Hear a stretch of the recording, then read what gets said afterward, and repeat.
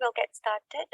Welcome everyone. I'm Aina Zahari from Corporate Strategy of Bursa Malaysia. I help lead the overall PLC Transformation Program, which hopefully most, if not some of you, have heard about. It's basically a program that Bursa has spearheaded and launched earlier part of this year, and it has basically 5 guidebooks as part of its the program, if you will.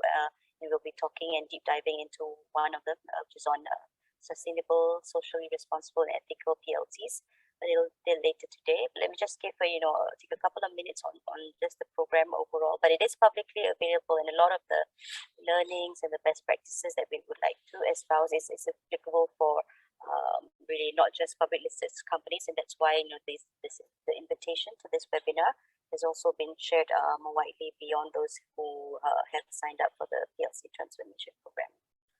Next slide, please. Next, please. So as I mentioned, we will be deep diving on ESG in particular, and I do have a subject matter experts I will introduce a little bit, and you'll see, don't worry as we go through the slides. If you feel like you need, and hopefully you will pique your interest to find out more, to read more. Most of this will be, it's really elaborating on things that are available on the guidebook. So I would encourage you, if you have not done so, to go to www.bursamalaysia.com if you haven't yet, and just also just type PLC Transformation Program. You will be able to download the full book, and that might help you, and jump across and follow along if you think you're having trouble looking at some of the details of the slides, because really, we can't cover all of everything that's in the book, but we're really bringing some of the experts and authors to you for you to help ask questions and hear from one another. Really, that's the spirit or intent of the session, not so much just a summary of the book. Okay, next slide, please. So as mentioned, there are 5 books as part of the PLC Transformation Program, and with it, we hope really companies in Malaysia will reflect. We'll look at the book, see which practices they can is right for them to try to do more and better off in particular areas. The program sort of runs through end of 2025, and periodically, actually starting from a couple of weeks from now, Bursa will start sending surveys, if you will, to some of our participating PLCs, for example, asking what is the status of your practice, and where do you see each company stepping up in particular focus areas. The results will be aggregated, but we will be touching upon some of the principles or the practices that will be shared later today. Let's say if it's on Guidebook 2, so that we have a sense, of companies have a sense of where their peers are working on, and can sort of gently benchmark each other, and again, hopefully we'll all nudge everyone towards better practices and ultimately better performance. So 3 of the 5 guidebooks have been released, and again, they're all publicly available on the website. The other 2 will be available more towards the end of the year. So with that, I think we're going to deep dive into book 2. Next slide, please. So I'd like to turn over the rest of the session. The one will be led by Andrew, who's the partner of PwC Asia Pacific on Sustainability and Center of Excellence. I would imagine, I think probably quite a few of you might have met Andrew at other engagements. He'll take through, and then we're also happy to have Dr. Kala Niti, who's the co-founder of Climate Governance Malaysia, and she'll share with that a little later as well on the practices and that CGM hopes to promote in Malaysia. And she's also the non-executive director of IOI Group, who will be able to share a little bit of perspective from a board member of a PLC. And last but not least, we have Regina Chia, who's calling in from Australia, who's also had experience with the book as well as on energy transition. With that, thank you so much to our panelists for taking the time, and also for all of you for listening in. At any point, please, you can just type your questions and answers, and we'll be monitoring and covering that during this session. And there's actually towards the end of the session, which probably around 3 40 or so, we should open up for Q&A, and I hope to have quite a lot of queries and also insight sharing from all of you. So thank you for joining us, and over to you, Andrew. Great. Thank you for the introduction, Aina. And thank you to everyone for joining ESG book, which is book 2 in the PLC Transformation Program. We're very excited to have this opportunity to share with you an overview of the book, but bring some of that to life as well through this webinar. I'm sure there'll be many more opportunities as we progress with the PLC Transformation Program to get into more details around the book. So thank you, Dr. Kala, for joining us to share with us some of the real-world experiences on a couple of these topics that we spotlight in the book. There are many more examples in the book, so I urge you to kind of scan through those, and I'm sure many more of you will be able to contribute to the transformation program as we go along this. So the briefing that we have for you today mirrors the different sections of the book to get you familiar with it, and then you're able to go through the examples, the use cases, the how-to guides by yourself a little bit more, and then there is a contacts page as well. So if you're not sure of any of those areas, you can reach out for any follow-up. So we have split this into a quick overview of the book. Then we'll jump into just level setting on the importance of ESG. We'll go through that fairly quickly. I think if you're on the call, you're probably one of the converted ones already, but if not, we'll do a little bit of level setting there.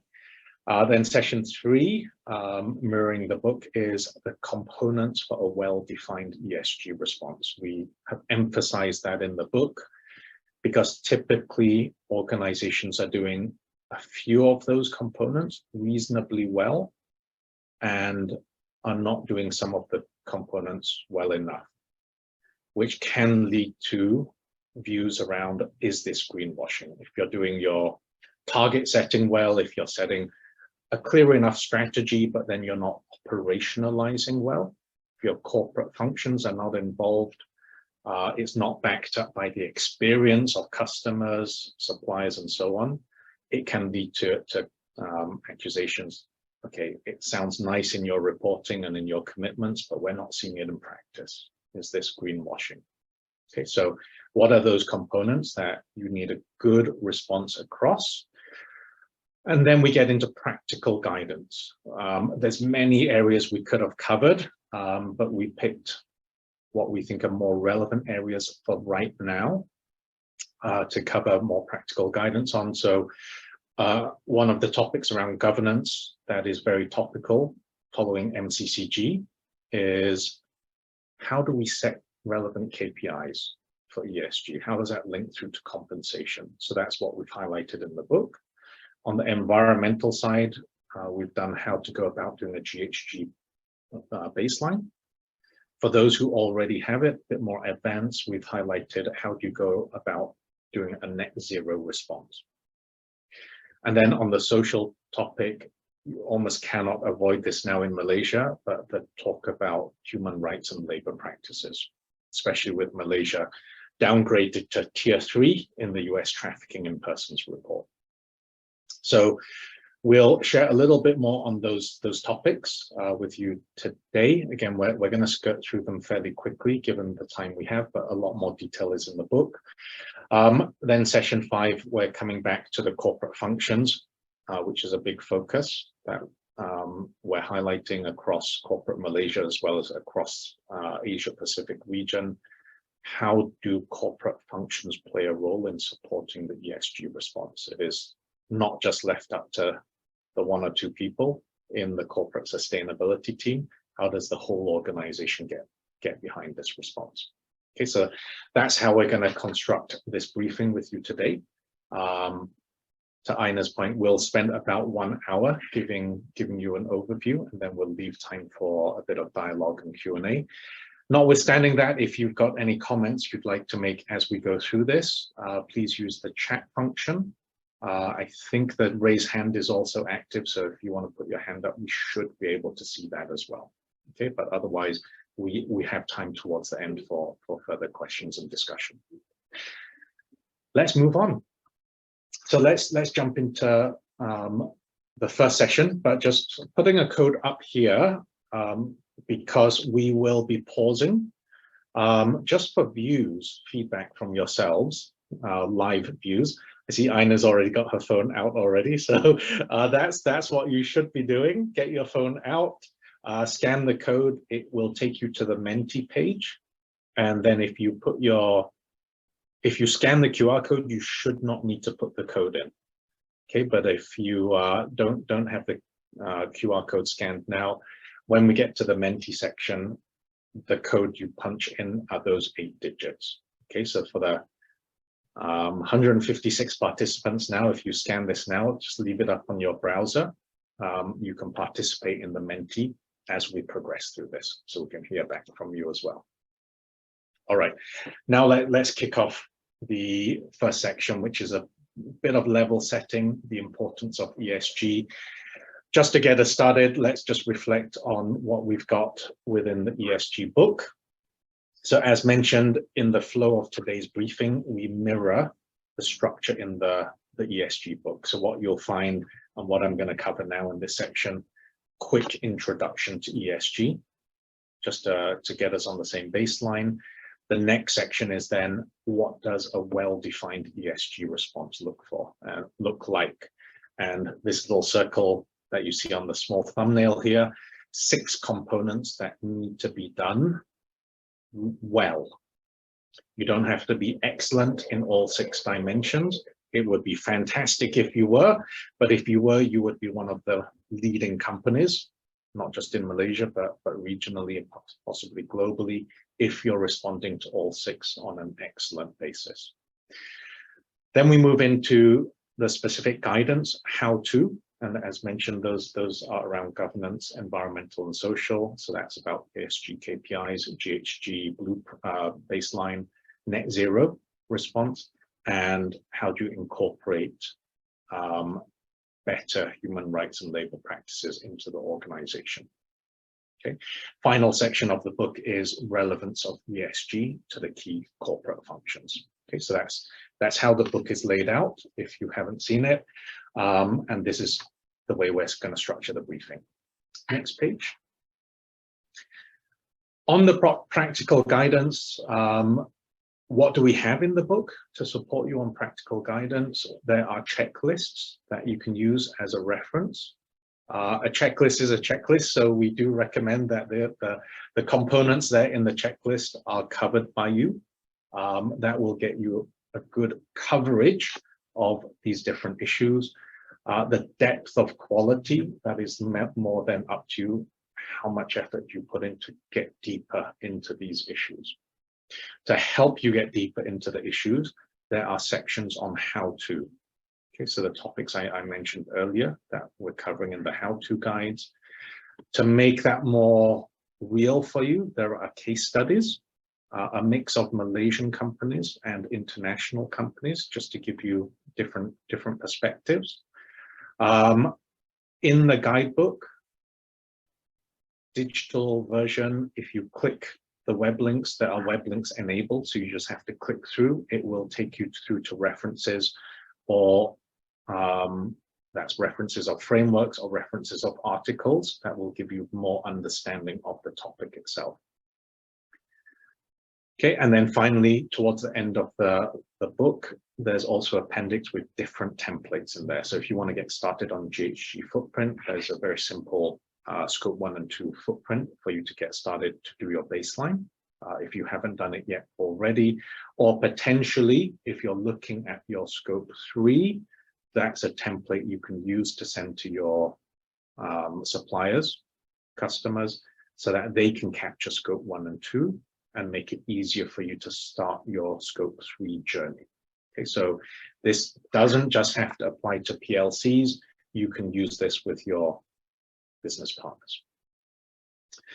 Okay, Val, if you go to the next page, please. So just to level setters, you can't escape the topic of sustainability and ESG now. So this is just to bring us back to Why are we seeing the big push? Why this year have you seen commitments reinforced by EPF in launching their climate change and workers' well-being policy? You then had PNB releasing their 10 commitments to sustainability, swiftly followed by Khazanah also highlighting their commitments to sustainability. So why do our GLICs have such a big focus on this, the investors? And this diagram on the top of this chart shows an indication why. So sustainability isn't just about responding to Bursa expectations, to what SC and Bank Negara are encouraging. It is not just a compliance and a risk response. It is about operational effectiveness, so impacting your bottom line. And this could manifest itself in the cost of financing, the cost of insurance. If let's say your climate risk is high, your insurance cost is likely to go up. Your ability to get financing or pay for financing is going to change. Those basis points that you get charged will likely be higher. Are you then looking at strategic advantage? So when companies are now looking at TCFD and climate response, many are looking at the risks of climate change. Are you looking at opportunities coming from it? What new businesses can be created? What new products can be created because you're taking an ESG lens to your core business? Now, we have two schools of thought generally. There are companies that say, to us, sustainability is a cost of doing business. We feel it's compliance. It just costs us money to do sustainability. That is one school of thought.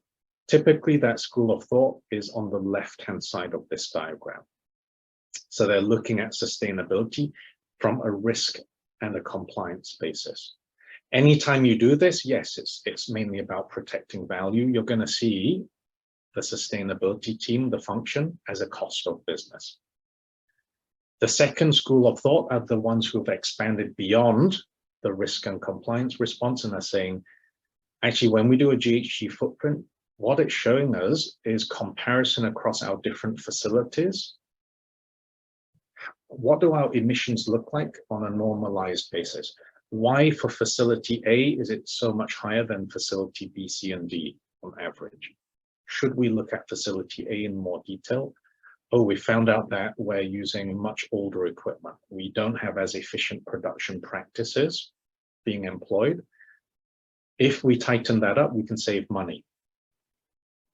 Even as far back as 2008, when we were doing some workshops with Bursa, we had an SME company participate in that workshop. They do industrial plastic wrap that wraps around pallets.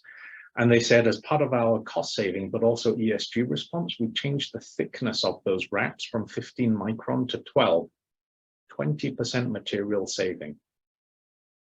Doesn't equate exactly to a 20% cost saving, but it was material saving to them. They said, thinner material lets us put more into a container, so we can actually ship more product for the same cost as well. Okay, so the benefits cascade through. And what we're seeing for those who are moving towards seeing sustainability as a differentiator, as a strategic lever for them, is really a mindset shift in the company. It's not just about talking about profit focus, and we're seeing this from board members as well. Dr. Kala also sits on the board of companies IOI. We're seeing board members shift the focus to say, actually, in our engagements with management, we get so much reporting on financials. It's very much focused on profitability. Are we getting enough disclosure and metrics to the board about our purpose? Is it too profit focused? We know we need to make a profit, but have we forgotten that we're here with a purpose? We have a purpose statement. What are the metrics for that? ESG supports part of that discussion around what is the purpose of the company. And is it really about maximizing profit, or is it about optimizing value? And is it still shareholder primacy, or is it about stakeholders? Okay, and some CEOs, shorter term contracts, you might be tempted to say, look, CEO's KPIs, we're looking at short-term results. Should CEO be making a decision now that helps the CEO 10 years down the line make a good bonus? So that's something, again, the boards are stewards for, saying how are we setting KPIs, and hence the MCCG including ESG KPIs as part of the consideration.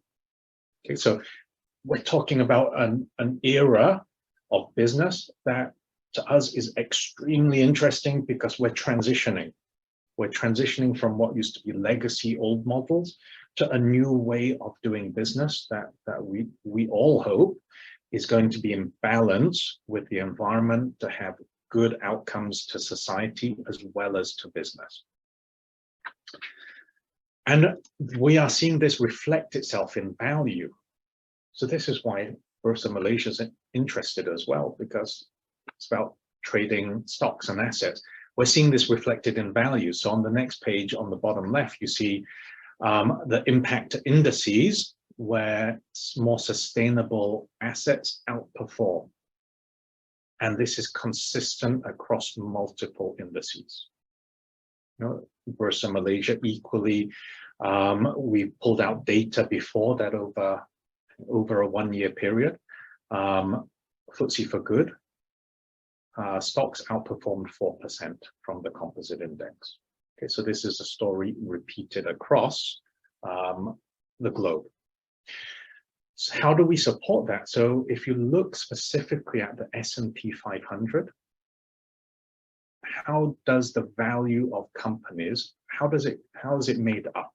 So 45 years ago, 1975, over 80% of the value of the S&P 500 was from tangible assets, balance sheet components, tangible assets. Fast forward to current day, that's down to 10%. 10% are your balance sheet assets. The other 90% include brand value, customer satisfaction, health and safety, employee engagement, community relationships. So many of these factors are within the sustainability agenda, contributing in part to this 90% intangible assets. Obviously, brand value is a big part of that, depending on what sector you're in, but the growth in value impact of ESG is noticeable. And this is why investors, finance providers are also taking notice. Is management adequately managing ESG? Because we know it links to value. It is a good proxy to how well a company is being governed. Okay, so this is an indication. We would not say ourselves that ESG is responsible solely for 90%, but if you're interested in that, you can search the internet for materials that Khazanah has published, for example, on Project Kronos, where that was a project to quantify how ESG impacts the value of Khazanah-linked companies. Now, some specific topics under the ESG agenda that are very topical now, and these are topics that we expand upon in the book. So carbon neutrality and net zero. There are definitions in the book here because some companies confuse what is carbon neutral, what is net zero. It is not that straightforward. You could say, look, is carbon neutral GHG emissions, or is it just carbon emissions? Or is it GHG emissions converted to carbon equivalent?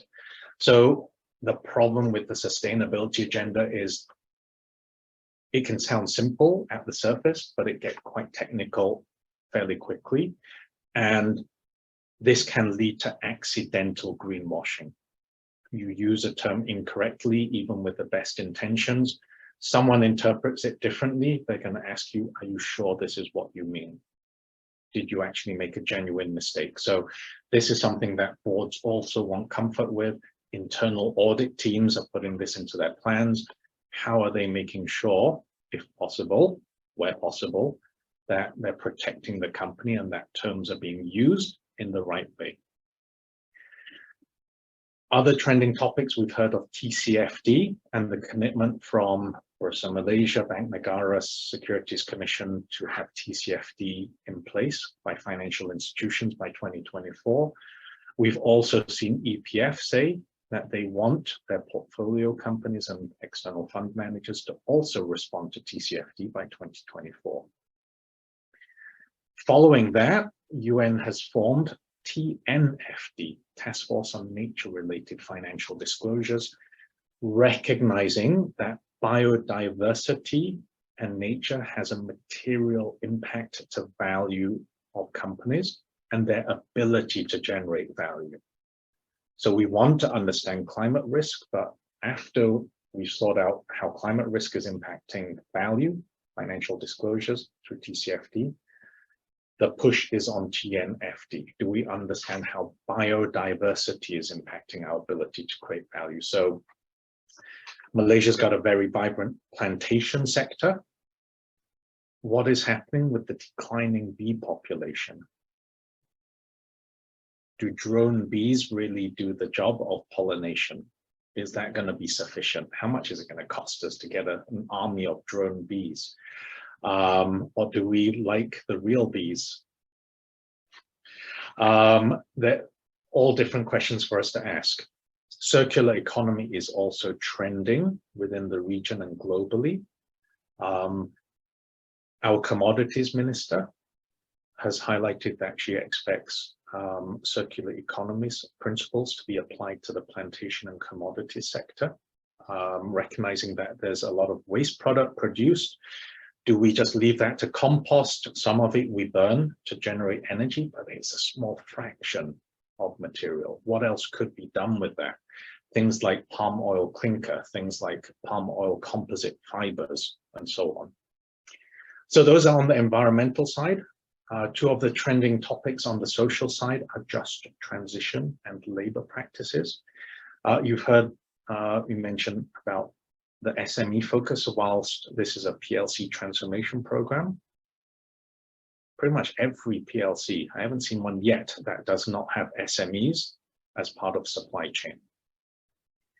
If we are to move towards a lower carbon future, what is the role that SMEs play in that? What is the role that communities and our employees play in that? Are we moving in a way that is bringing these different stakeholders along with us? And that's why we said, whilst this book is part of the PLC Transformation Program, the concepts equally apply to SMEs. And even if you say, look, we've already done our GHG baseline, so we don't need the templates here, would it be useful for you to use that to cascade to your SMEs? Make them part of your solution as well. Labor practices, we know this is a big issue in Malaysia, the spotlight on manufacturing sector and our plantation sector. We know borders have opened again now for foreign workers to come in. For example, Indonesia just opened up. Are we putting in place good labor practices? I have to say, look, this is an area of business that has increased for PwC in the last couple of years. Not that we really wanted it, but it's increased because businesses want more due diligence done.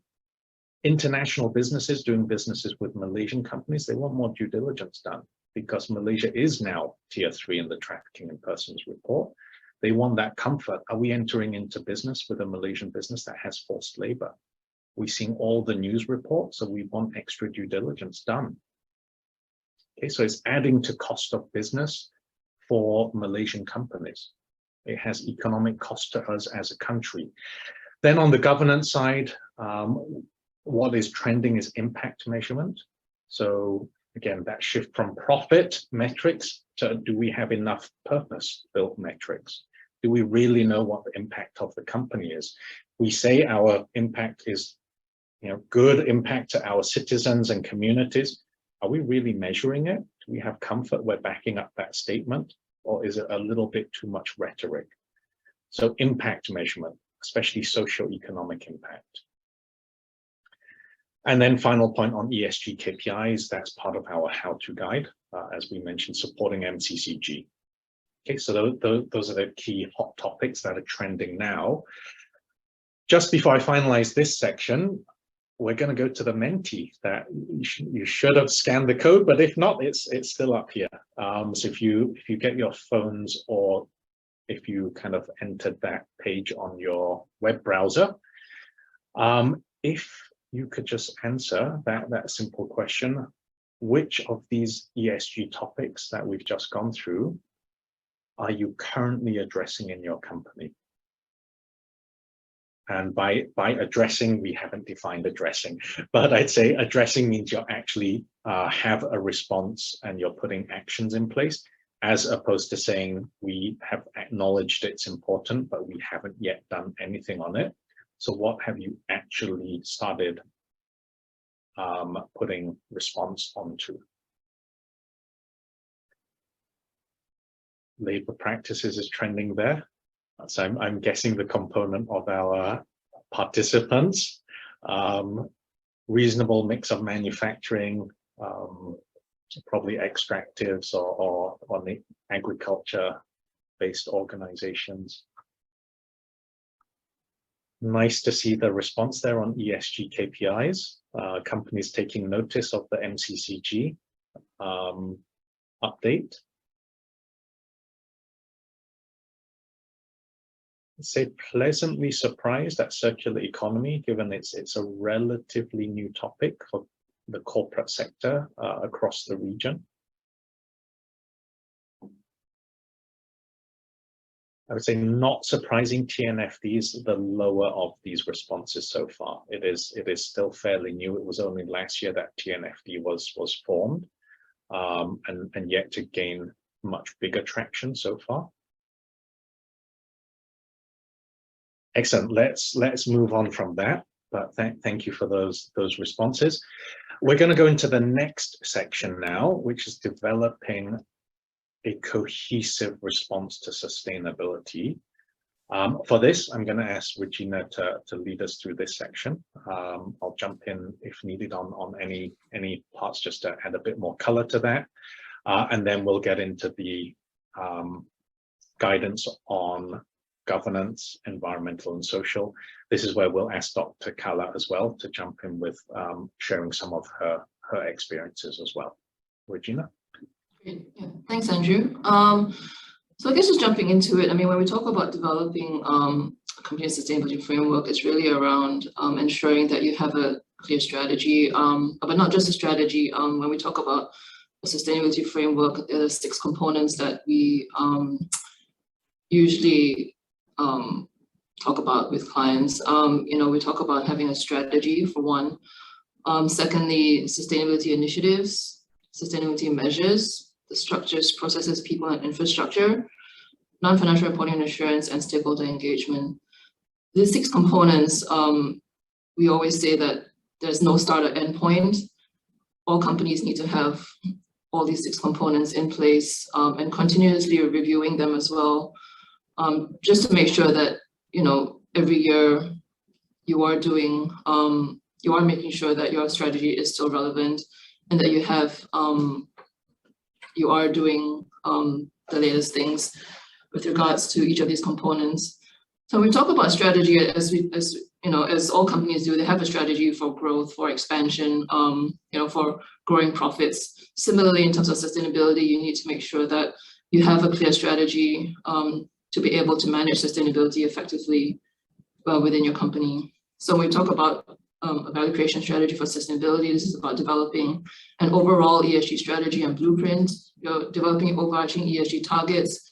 So when we talk about overarching ESG targets, we're not talking about short or medium-term targets. We're talking about long-term targets, 10 to 20, 30-year targets. Things like the net zero commitment, where we talk about net zero by 2050. A lot of companies and even governments and countries are looking at such commitments, just to make sure that they're aligned as well with UN SDGs, and ensuring that they're moving towards a low carbon economy in future. And with the strategy as well, to be able to identify what are your material issues, and to really think about how can you activate your brand around ESG strategy. So what is your company's purpose, and what is your focus, and how are you going to use that with regards to managing sustainability and implementing efforts across sustainability.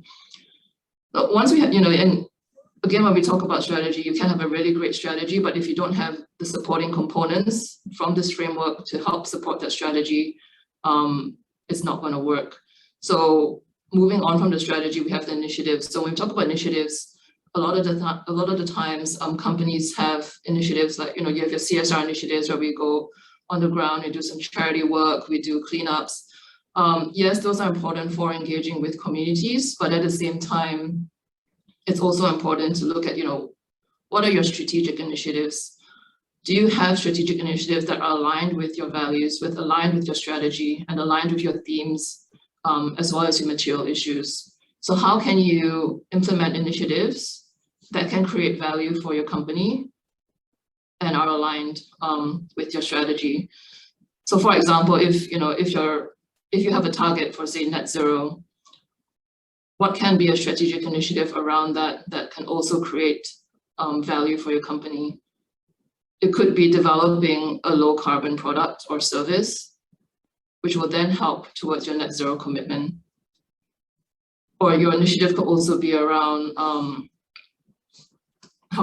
around supply chain risk on emissions as well. So how can you help your suppliers to manage their emissions, which will help you, again, achieve your net zero commitment. So these are some of the strategic initiatives that companies can think about with regards to how is it aligned with your strategy. And we move on to sustainability measures. This is, we're still on the components. So when we talk about sustainability measures, we go back to the saying where you can't manage what you can't measure. So it's important to understand that you do need to be able to measure your impact, to measure your performance across all the different ESG areas that you are looking to focus on. So for each of your material topics, what is it that you need to measure and why is it important? Because you need to be able to identify areas for improvement, identify the gaps where you need to be able to,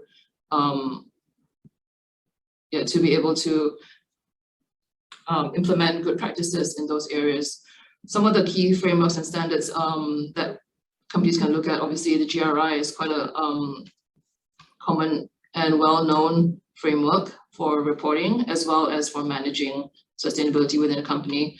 Also SASB, UN SDGs, and WFIBC is a new one as well, which tries to consolidate all the different disclosures from GRI, from the CDP, as well as the UN SDGs, to try and provide a more concise list of disclosures that companies can look at for measuring impact and performance.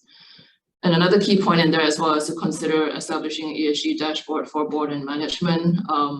This is really important in terms of regular communication with the board and management on ESG performance. A lot of the times companies are only reporting on that maybe at the end of the year when it comes to reporting period, but it's important that that's also implemented on a say quarterly or half-yearly basis as well. When it comes to structures, processes, people, and infrastructure, again, as we mentioned, you can have a really great strategy, a really great idea, really great initiatives, but if you don't have the right people, the right policies, the right processes in place, it's not going to be the most effective way for achieving your strategy or your goals. So when we talk about structures, it's really around good sustainability governance. How are you managing sustainability within your company? Do you have a clear reporting structure or clear reporting process? And do you have a team that's responsible for sustainability performance within your company? Also around policies, that's another way of managing sustainability within a company as well. And not just having your usual employee code of conduct or employee policies, but also do you have a human rights policy? Do you have an environmental policy? And there are many different ways that you can embed ESG criteria, even in existing policies. So with supply codes of conduct, you can implement ESG criteria in there as well. And when it comes to obviously the right people, it's not just about hiring the right people, but also how do you upskill your existing employee base with regards to ESG. So do they have the right knowledge to be able to contribute to the company's sustainability efforts. And this is where HR can come in by developing or providing opportunities for employees to upskill themselves and learn more about ESG and different ESG topics. The next component on non-financial reporting and assurance. Again, obviously, as public listed companies, you are required by BRSA to provide or publish a sustainability statement or report. We would like to say that this shouldn't be seen as a burden, but more as an opportunity for the company to really shape your story around sustainability, to tell your side on your efforts and your impact with regards to how you are managing sustainability. So again, as we mentioned, that there are a lot of frameworks out there like the GRI that can help you with your reporting and use it as an opportunity to disclose and engage with your investors and stakeholders on sustainability. So that's, in terms of reporting, that's how it should be seen as a tool for communication, as an opportunity to really engage with your stakeholders on sustainability.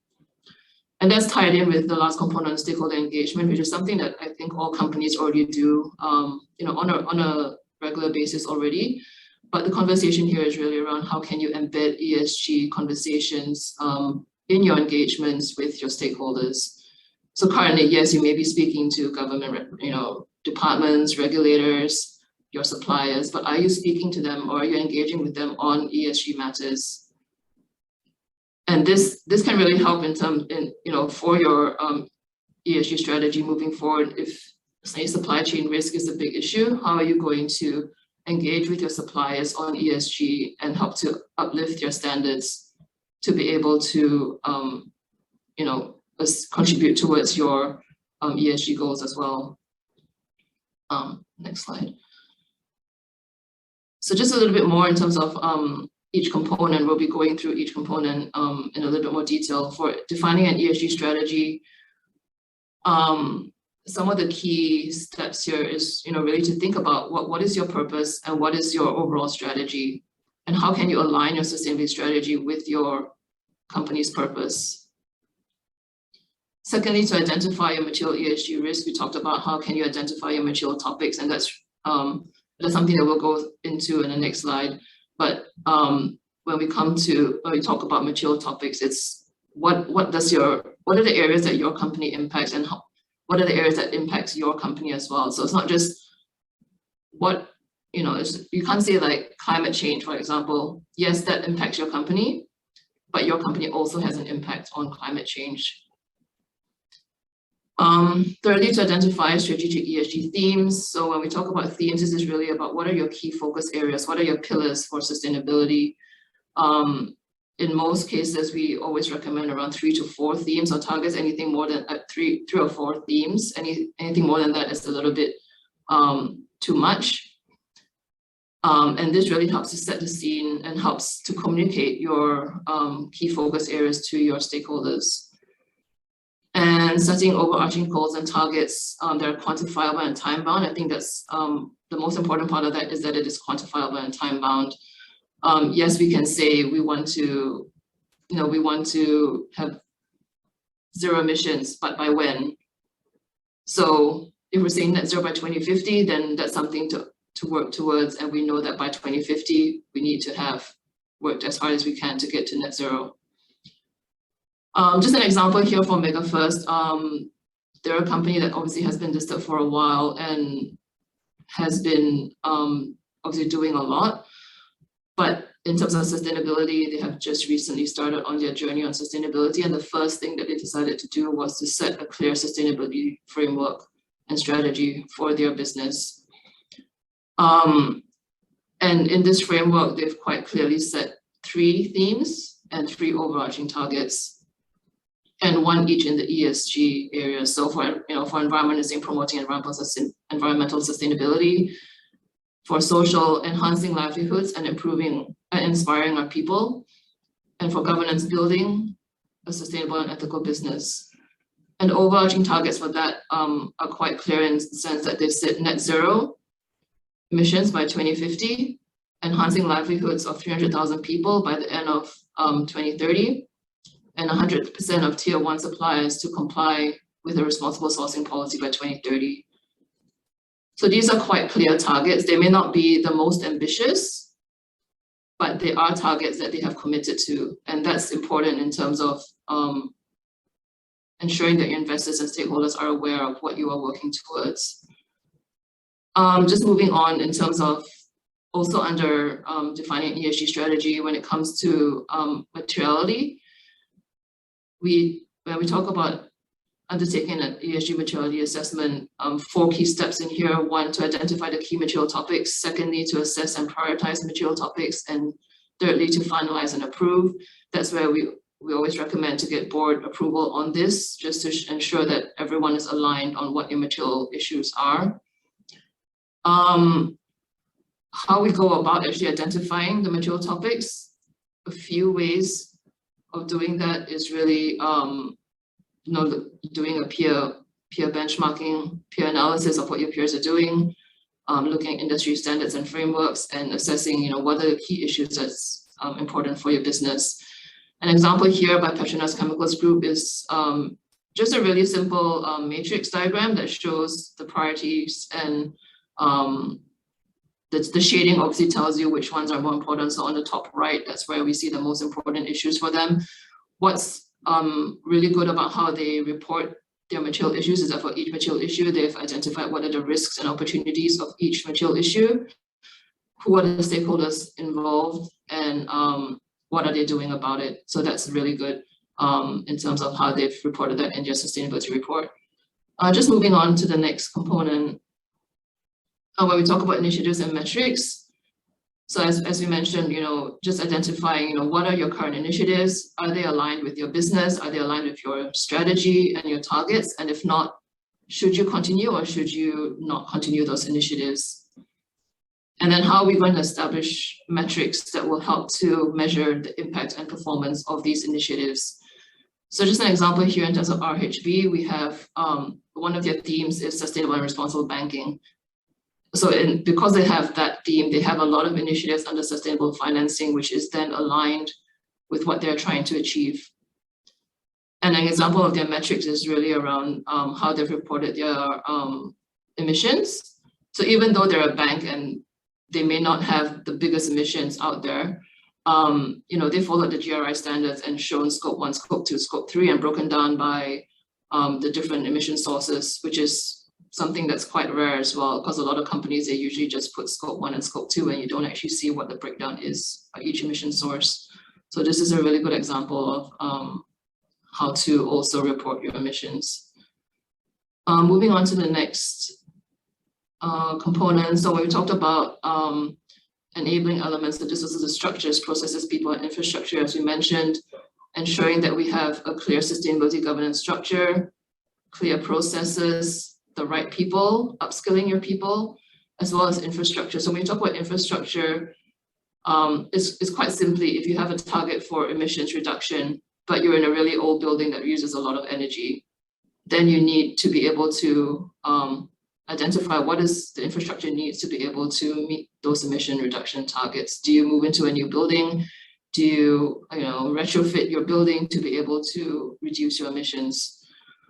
In this example, Nestle, obviously they have a very clear creating shared value strategy, and this is obviously driven from the top. It's led by the group corporate affairs department, but everyone is involved.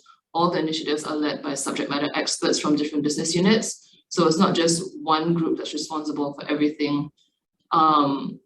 And I think that's what's important, is that there is that leadership, and there also is that coordination within all the different business units within the company to be able to successfully implement sustainability. And the next component, we're talking about reporting. So as you mentioned, not to see it as a burden, but to see it as opportunity to really tell your story. Consider what frameworks and standards are expected from your key stakeholders. A common one out there, as we mentioned, GRI will get you covered on most of the sustainability disclosures required by most investors as well as rating agencies. Ensure you have the right data templates to collect the relevant data. And also work obviously on your reporting process, making sure that you have enough time to collect the data, and ensure that you collect feedback from your stakeholders on whether the data that you're reporting is relevant to them and what they would like to see in your report. So again, it's always about communication and a two-way story between you and your stakeholders, and using your report as an opportunity to really tell your story as well as engage with your stakeholders on that. Just an example here on Sunway, obviously they've done a lot on their reporting. Their report is now aligned with five different frameworks: the GRI, TCFD, SDGs, FTSE4Good, and SASB. And every year there is a National Annual Corporate Report Awards where the best sustainability reports are awarded. And they've won quite a few, not just for group, but also for their subsidiaries. And that's just a testament to the effort that they put into their reporting.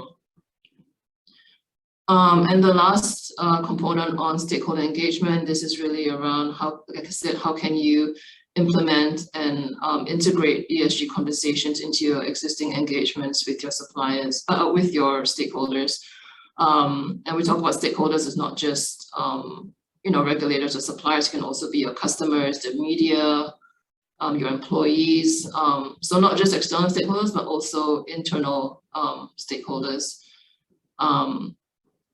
And really forming a plan around your engagement with your stakeholders around that.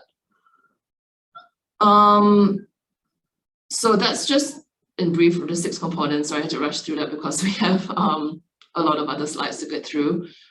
Just a quick self-assessment on this one as well, just to understand for yourselves how well you're going on each of these components. So you can just scan the QR code and answer the questions there.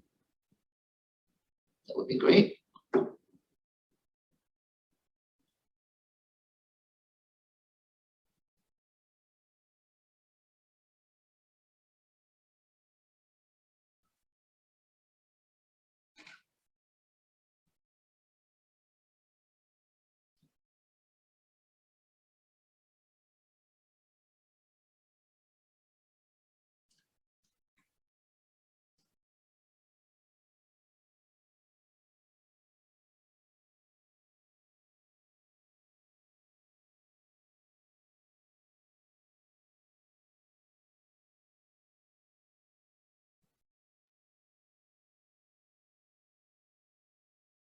Okay, pretty interesting. I guess everyone's sort of down the middle.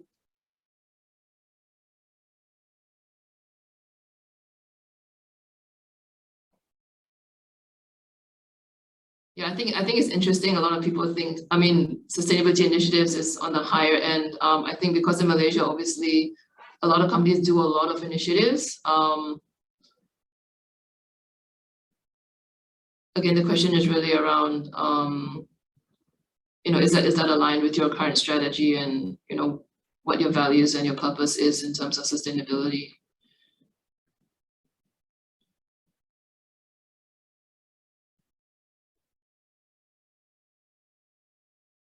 Andrew?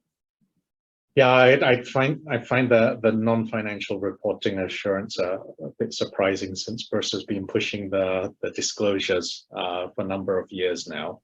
But I think that could also be more around quality as opposed to just an application of frameworks. And we also know the adoption of assurance is quite low, and that's something investors and regulators are trying to encourage more assurance, because if you don't have good quality data, you can't link that sufficiently to financing and other decision making as well. So maybe there's the recognition there as well that that's in plans to be done. I'm just going to pause and see if we've got any questions. Don't see specific ones in the chat or the Q&A yet. So just going to pause before we go to the next section and see, based on the 2 sections we've covered so far, are there any comments or observations from participants before we move to the next section, which is talk about the G, the E, and the S?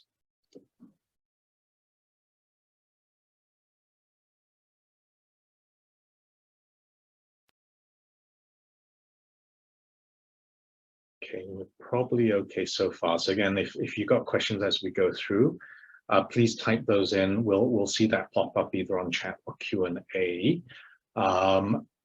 Otherwise, we'll go through this section, and then section 5 is actually quite quick, just talk about ESG and functions. So we'll then pause and see if we've got any questions at the end of this second half. Okay, we'll jump into this. As mentioned, this is where we go more into the how-to and guidance around responding to G, E, and S. And this is where we've got Dr. Kaller, who will share with us some experience as well. So we are going to go through this fairly quickly. First point is the rationale that we put G first, although many people know it as ESG. So the question might be, why is Bursa in book 2 doing GES? We started with G because we said it is underpinning. If G is not done sufficiently well, it's very difficult for companies to do E and S response effectively. So governance underpinning the ability of the organization to actually deliver across the whole sustainability agenda. We've also split the definition of G, being between sustainability governance. So how do you actually manage sustainability across your organization versus the topic of corporate governance, which Malaysia, our regulators have been pushing for well over a decade now, and we've generally come up the corporate governance performance ranking across Asia. So there are 2 topics under governance when we say the G under ESG. So it's always useful to define which is the focus. Given there's a lot of guidance already by Bursa on corporate governance, the G section within the ESG book is focused on sustainability governance. So an illustration of that we have here is DG, how the board of directors are involved in sustainability. It's highlighted their quarterly reporting to the board level, the management team, and they have 2 other components, the Governance Risk Compliance Committee, as well as the Responsible Business Forum. Okay, so frequency of reporting, disclosures is highlighted there. Best practice leans towards highlighting the type of topics being covered there. So not so specific that it's impacting your competitiveness, but enough that it's showing that specific topics that are on your material issues list are being covered. Okay, so a bit more substance behind that, as opposed to talking about process, which is, yes, we've got governance in place and they meet. More substance to that is, what are they actually covering? If we move to the next page, just highlighting a disconnect. So this is taken from a global CEO survey. If I add a bit of color to emphasize this as well, from an Asia Pacific CEO survey, what we basically flagged is that whilst in Asia Pacific, we have made commitments such as net zero, which are over 10% above the global average, which you can say is fantastic. That supports Regina's previous section saying strategy is a key component of robust sustainability response. However, the disconnect is then on the metrics and the operationalization. Because if we say company level, we're over 10% above global average on commitments to things like net zero, we're over 10% below global average in our progress towards implementation. And if we look at additional data here, looking at the KPIs that are being employed, you see that the KPIs are more skewed towards traditional business outcomes as opposed to ESG.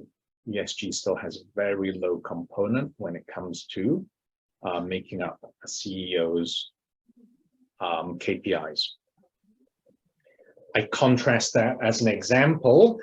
When Irene Dormer was CEO of HSBC in Malaysia, she shared with us in a forum, she shared 25% of her CEO KPIs were related to ESG.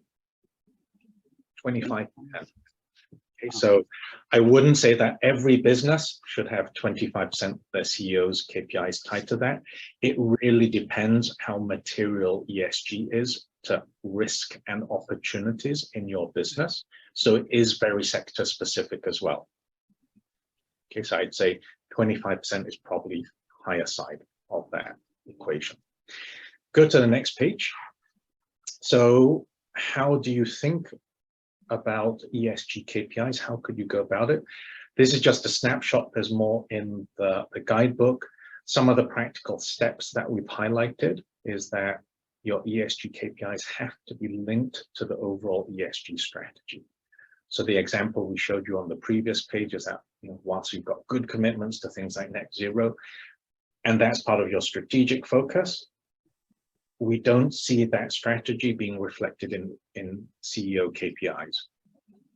So is your CEO really going to drive that if it's not reflected in KPIs? So the clarity of that strategy, as with everything in the business environment anyway, strategy normally cascades to KPIs. It shouldn't be any different for ESG. When you're thinking about the metrics that are applicable, are you selecting KPIs that can be used because they're accurate? There's enough transparency on them. They're timely enough, whether it's quarterly updated or annually updated, but they're timely enough that if the C-suite sees deviation, they have time to course correct. So an annual update of data is not a good one to set for KPIs. And supporting the transparency is the data verifiable. It can be a very emotive topic, especially if KPIs are linked to income. Are they verifiable? And then what sort of weightage do you want to link to that? So again, the linkage through to strategy, the linkage through to impact that you want to create. How much should that reflect itself in the weightage of ESG KPIs?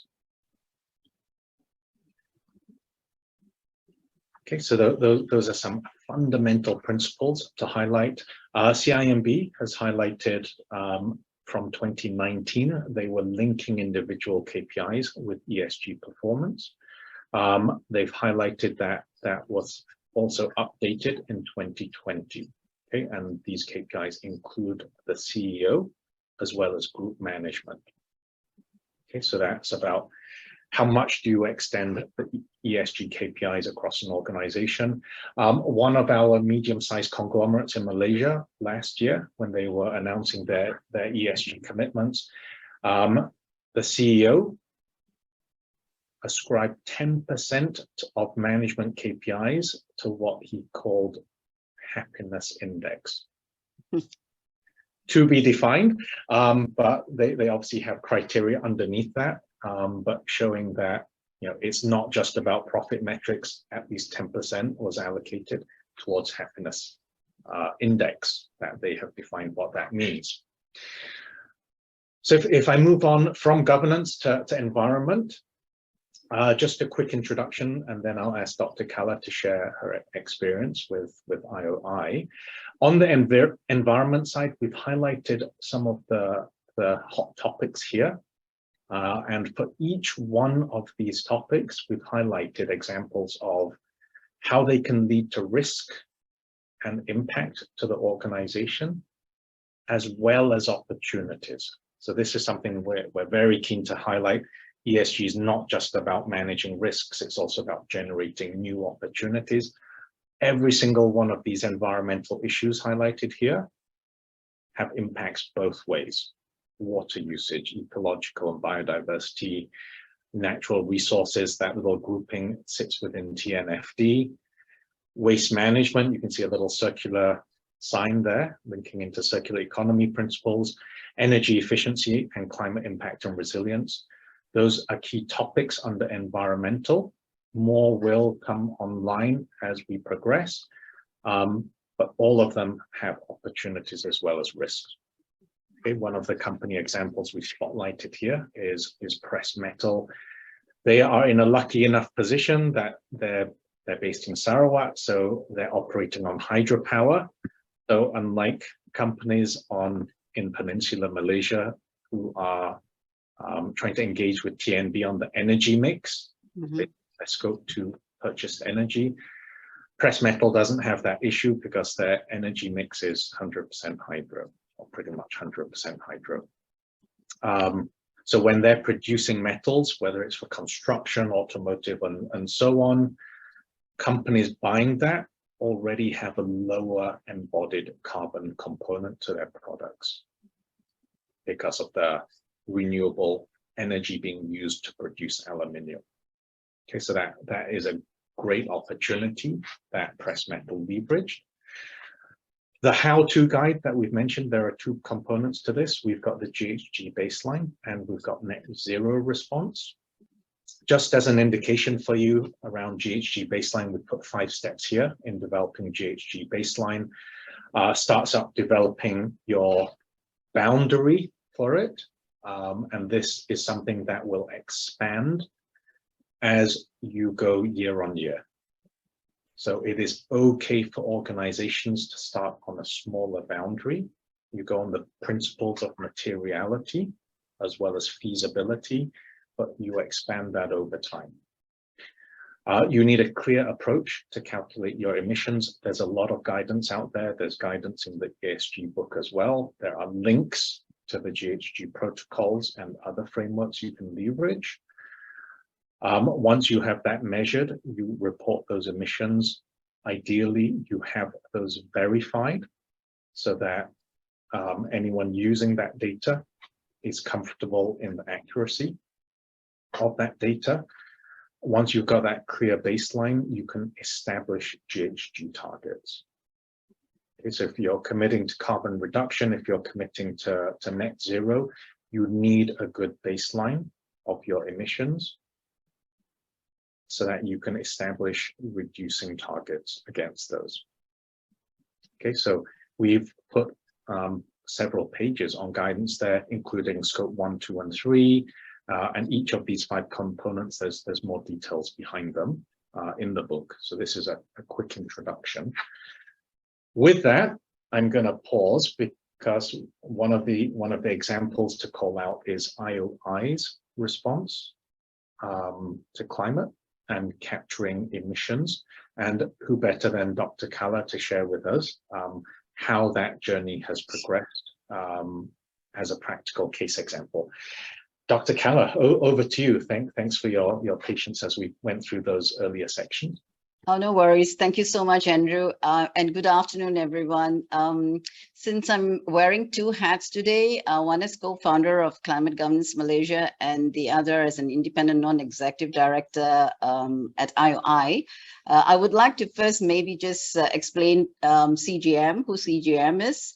So Climate Governance Malaysia is the Malaysian chapter of the World Economic Forum's Climate Governance Initiative.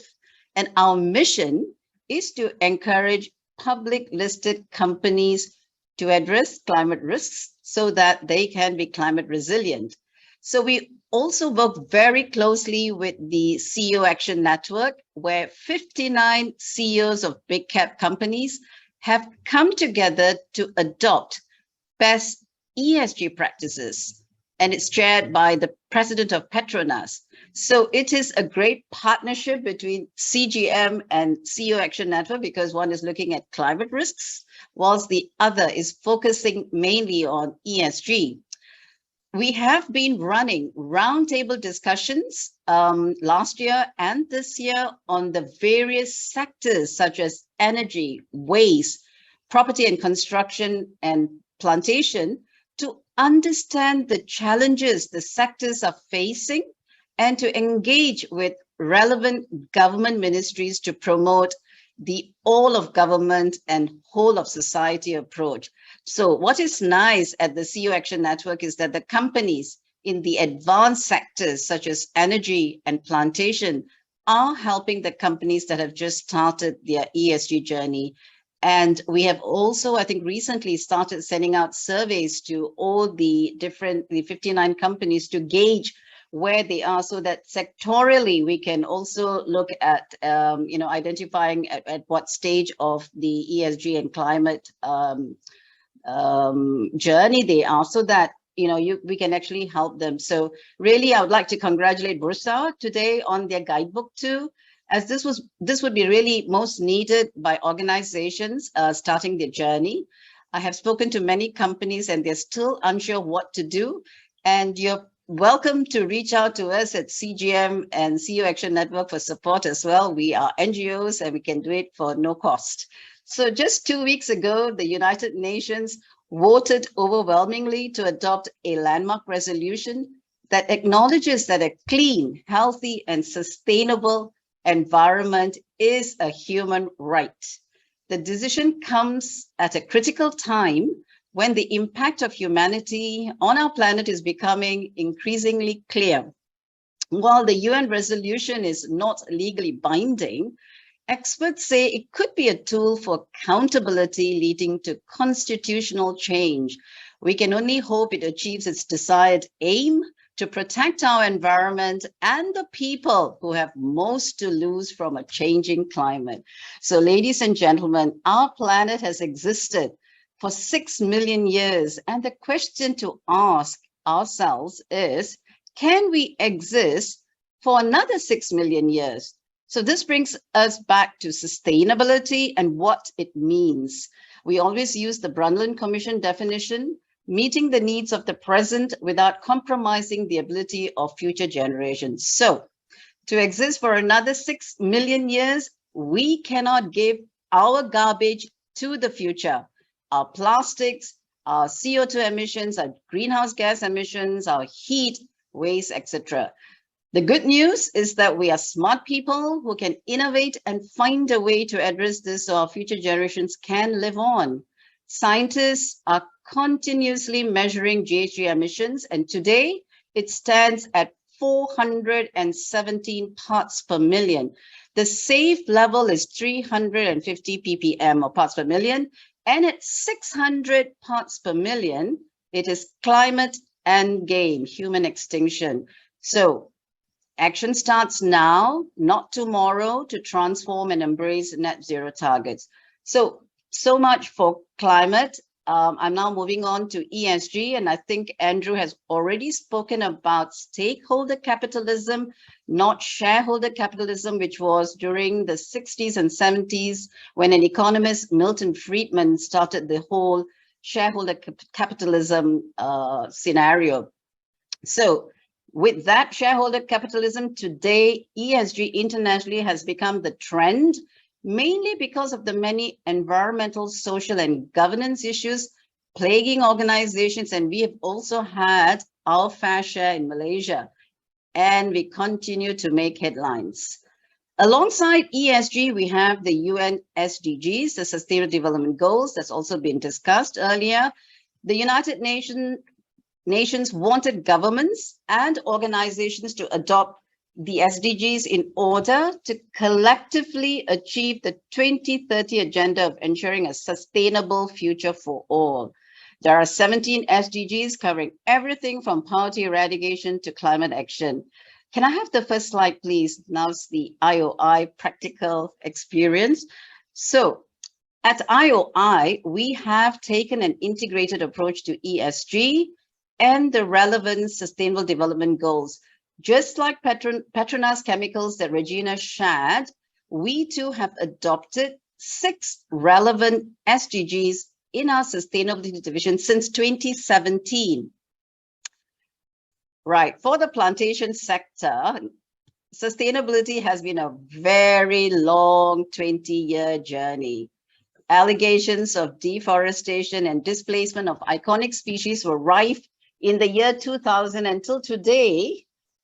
There is continued pressure from NGOs and consumers. Now, I spent 5 years in Brussels as a diplomat, defending Malaysian palm oil against all the false allegations.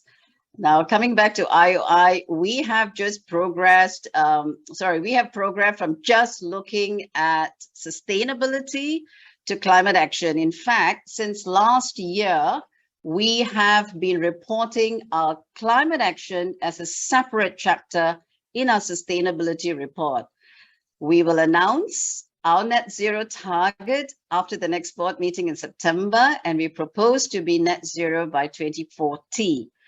And in 2019, as you can see from this slide, we launched our Climate Action Initiative, where we announced our short-term target to reduce our emissions by 40% by 2025, based on baseline levels set in 2015. And I'm very happy to say that we are on target.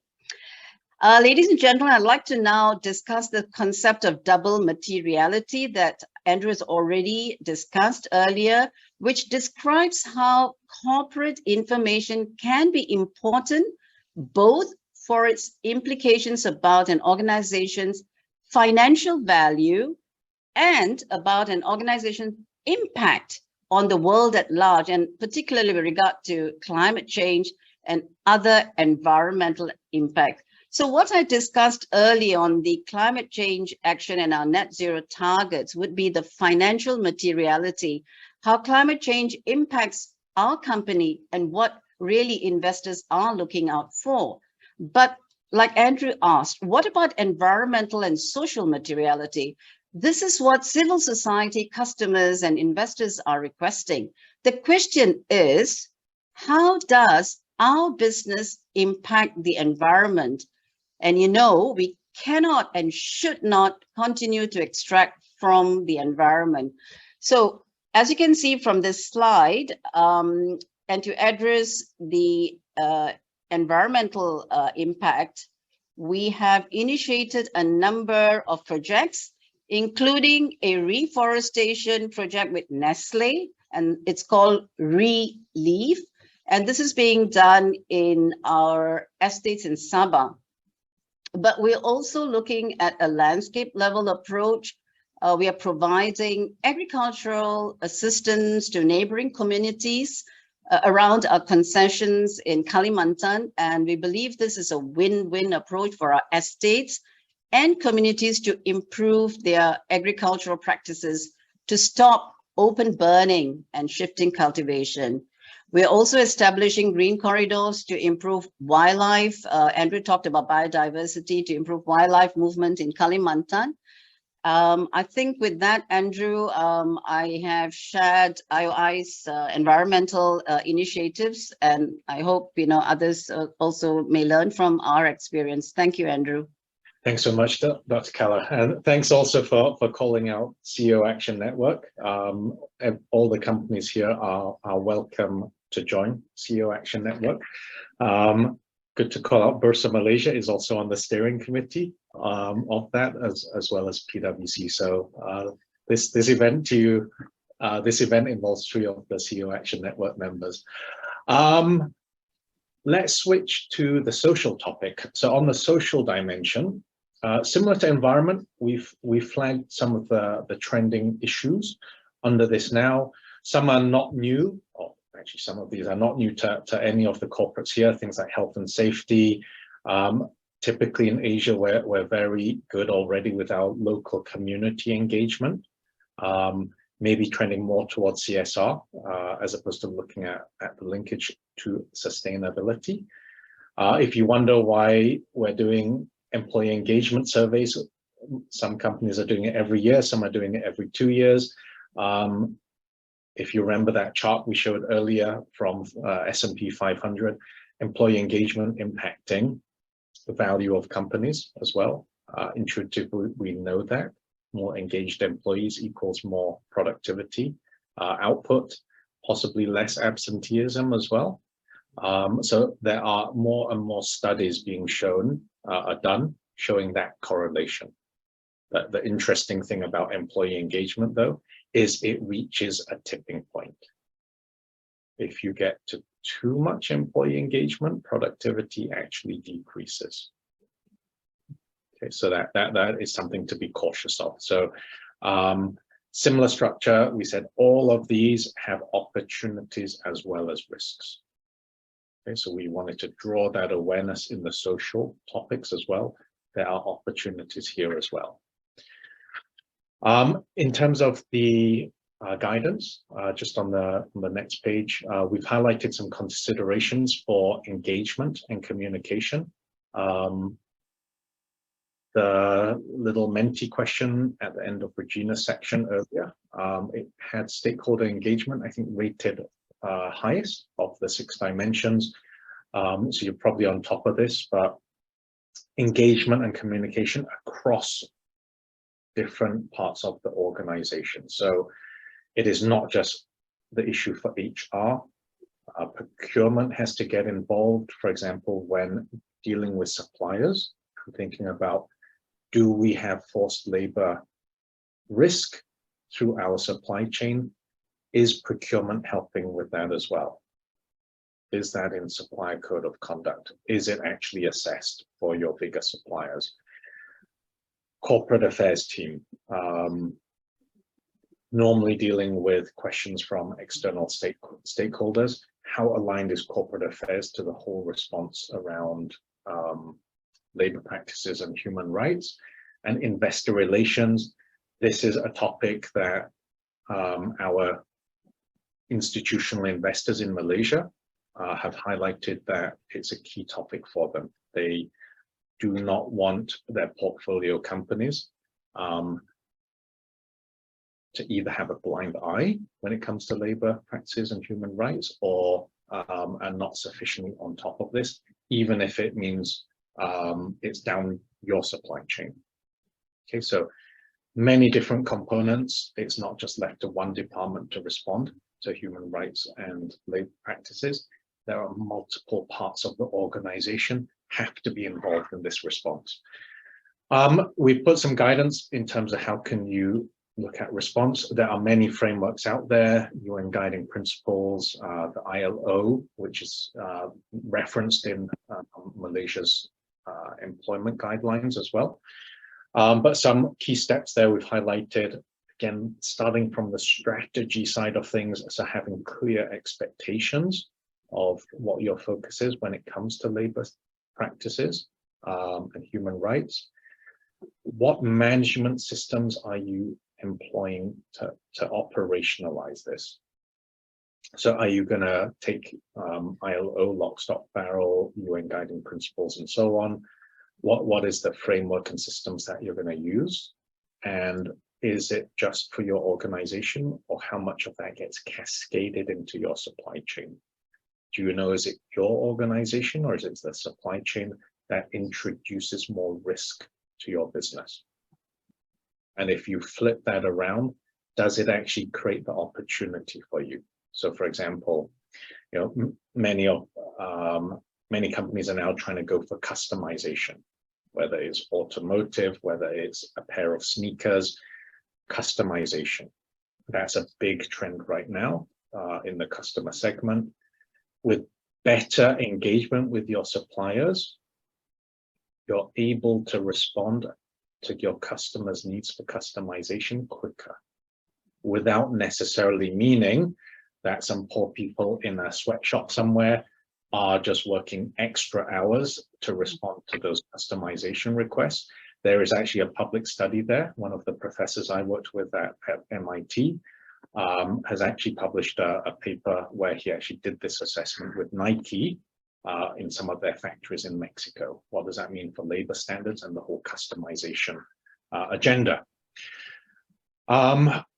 An example that we called out, we used an international example here. We used Marks and Spencer's, which we think the typical Malaysian consumers also familiar with, Marks and Spencer's.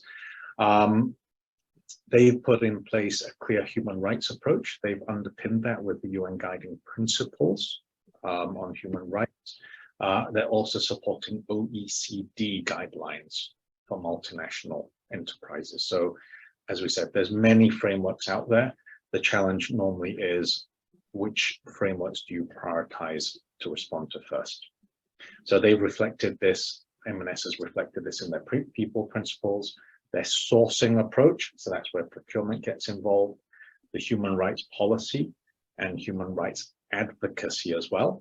So similar as Dr. Kala was mentioning about the CEO Action Network, these are organizations you can get involved with to drive awareness, to take part in creating awareness on human rights or climate change or so on.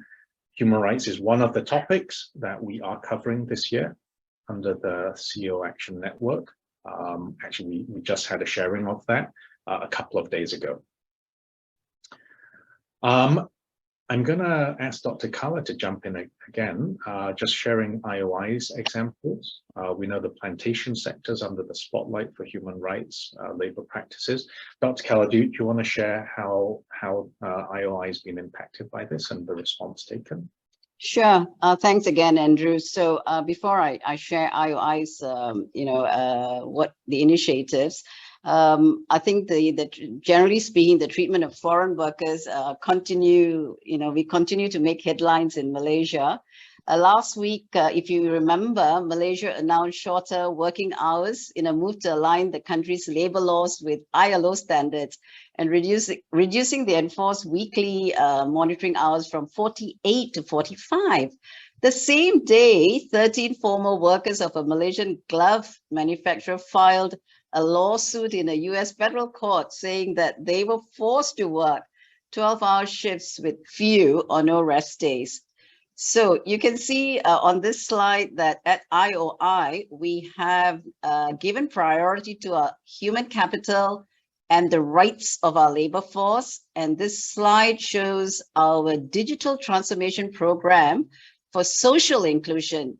We have implemented some major social initiatives, for example, a grievance app, so where the foreign workers can directly submit their grievances, online interviews during recruitment, digital payment system, and child education initiative. And incidentally, Andrew, for all the above initiatives, 3 weeks ago, I won the ASEAN Tech Award for Social Inclusion. I think we were the only Malaysian company to win the award. I also like to talk about social protection. Sorry about that bit on social protection was on the previous slide. So what we are doing under social protection is also to provide third-party audit on our recruitment agencies in Nepal and Indonesia based on adapted ILO's Global Business Network Toolkit on conducting due diligence. I think, Andrew, I just want to say here that due diligence on human rights is such an important matter because the EU just this year came up with a draft EU diligence on human rights. And this has got implications to Malaysia as part of the supply chain, of us, exporting our commodities and all that. So I think we really need to pay a lot of attention to this. We're also collaborating with the International Organization for Migration, where we are ensuring that the workers are aware of their rights. And finally, Andrew, I think we are very fortunate that we have good leadership in IOI. We believe that doing the right thing, even when people are not watching, is the way to go. And I believe this is the essence of good governance. I'll stop there, Andrew. Excellent, and congratulations on that recognition and award, Dr. Kala and the IOI team. So I know we're at time now. So just to reiterate, there's another chapter in the book which we've illustrated as we've gone through this session, highlighting the role that different corporate functions have to play. It is not just the role of the sustainability team. Every part of the organization has a role to play in good operationalization. So some examples are highlighted in that chapter 6 in the book, just for more background. I know we've been having questions as we've gone along, and Aina and team have responded to most of those. There is an open question here that is asking about common initiatives taken by financial institutions today. What I'd say is that the common one that we're seeing is sustainable financing, so sustainability-linked loans. I know some corporates have said, we know banks are saying that, but we haven't seen enough being offered. But many banks, we're talking to are saying they're trying to profile that more and create more awareness that they're offering this. The challenge typically of sustainability-linked loans is the data, because sufficient quality data available that you actually get basis points reduction for reducing your ESG risk. One thing, I think the question also asked something that could be done more. From our lens, we see the SME sector. So being able to offer sustainable financing to the SME sector, because again, they don't have as much ESG data, if at all, available to back up sustainable financing requests. And arguably, they are ones that could do with that more than others to support them to transition to lower carbon models as well. So I'd say that is a difficult one for financial institutions because of the volume of SMEs, and that they don't have the likes of Bursa directly supporting them as an SME community. How do they respond to ESG? What is ESG all about? So it places more reliance on the corporates as well. How are you engaging your SMEs? Yeah. Another question just came in. How can institutional investors play a bigger role towards net zero world? I know we have some institutional investors on this call. Some have messaged me through this webinar as well to say that they're on. I'd almost say I'd invite them to respond, but I'd say, because we've worked with many of our institutional investors in Malaysia, I would say our ambition is very good as institutional investor group. If you compare the Malaysian institutional investors across those in the region, we're making good commitments around the response. So we've mentioned the three of the big GLICs making those commitments this year. EPF setting a climate change and workers' well-being policy. The feedback from investors, the likes of BlackRock and so on, across the region are saying these are very well put together policies. Whilst that's a deadline for 2030, it gives checkpoints on progress so that companies, EFMs have a clear view. What is the pace we need to move at to get to the EPF's 2030 compliance target? So I'd say our institutional investors are doing a good job. And I think they're taking a balanced approach. So unlike some Western investors who are saying, we're getting out of fossil fuel, ours are recognizing we can't afford to do that. So this is balancing the socio-economic impact. We can't afford to do that because it will jeopardize the more vulnerable populations. We are still emerging Southeast Asia. We can't do that. We can engage more actively to say, what is the shift towards renewable energy? How are we reducing the emissions from energy and so on? So I'd say we're taking a balanced approach as institutional investors.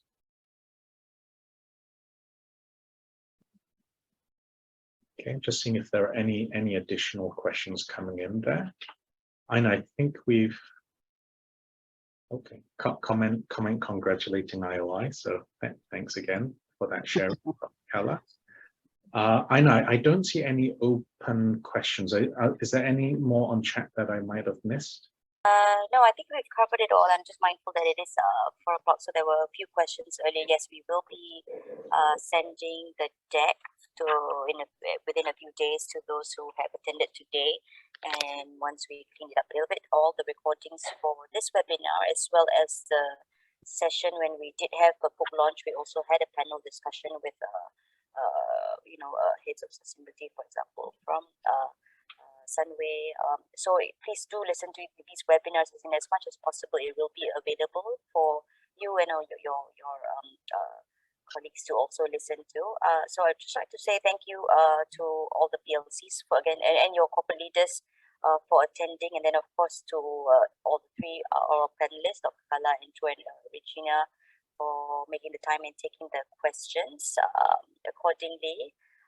So I think it's a journey, and we'll all be learning and doing more and taking action. So as I mentioned, I do hope each of you listening today in your own capacity will help to have those offline conversations with your team members, so that it's more about each company, what can they do more of and what can they do better at, so that there's collectively we drive a better performance. So we will be trying to facilitate this from the various organizations, both Bursa as well as the other ones that were mentioned, but we need the suitable actions from each company. So with that, thank you very much again for joining us. Thank you. Thank you, everyone. Bye. Thank you. Bye.